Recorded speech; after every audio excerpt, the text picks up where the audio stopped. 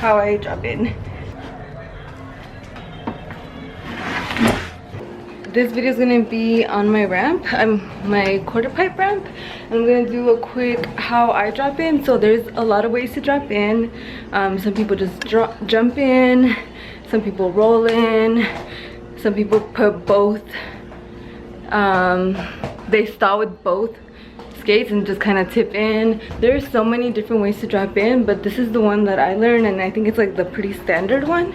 So I'm just gonna show you how I do it step by step, and then some tips probably, and that's it. Yeah, I know I've been MIA for a while, you know, shit happens, life happens, but here I am in my room trying to get as much skate time as I can, even when I can't go to the park. So I'm gonna show you all how to do this. Before dropping in though, you should be comfortable with pumping. So if, right now I'm on a quarter pipe.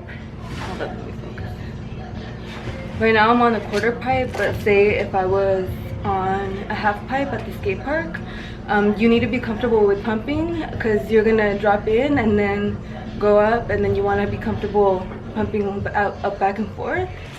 I guess it's not so bad if you don't know how to pump, because you'll just like kind of like go with the speed and stop yourself. So you should know how to stop, obviously, and be comfortable with speed, because you do pick up speed when you drop in. All right, so I put my toe stops on the edge of the coping. I get really low, and then my non-dominant foot goes over the coping and my dominant leg steps in. So it's toe stop down, left foot on, and then you step in.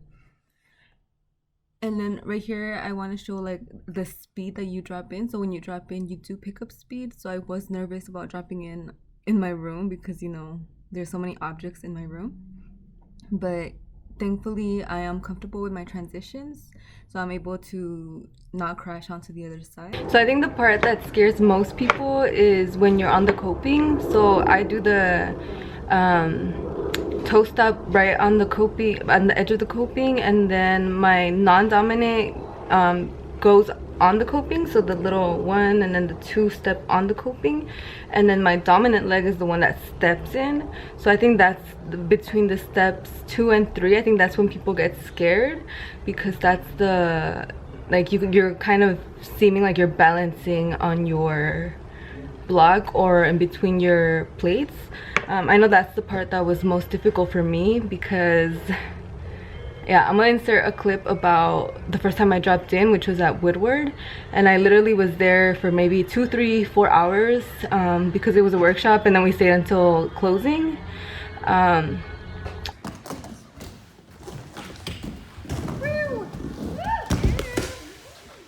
Scary part, but it's more of a mental thing. You'll be fine. Your wheels are gonna roll as long as you lean in forward towards the bowl or wherever you're going towards. You'll be okay, and you will fall forward, or you'll be okay. Because if you don't lean forward, you'll fall back on your butt, and that's what people are scared of, is falling. But even then, when you do fall, it's not that bad.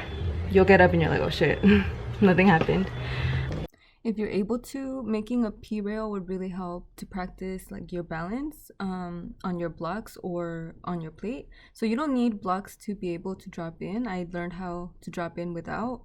But yeah, practicing like getting comfortable on the coping is a big step, because that's what people are most scared of most of the time before dropping in. So I'm just here stepping in, like feeling the weight transition between my legs. Do is get comfortable with coping. So you could either practice on ledges, so like sidewalks, step onto them, step off. I think that's something that people just need to work on to get over that mental barrier of dropping in. But yeah, I hope this video was helpful, and if it wasn't,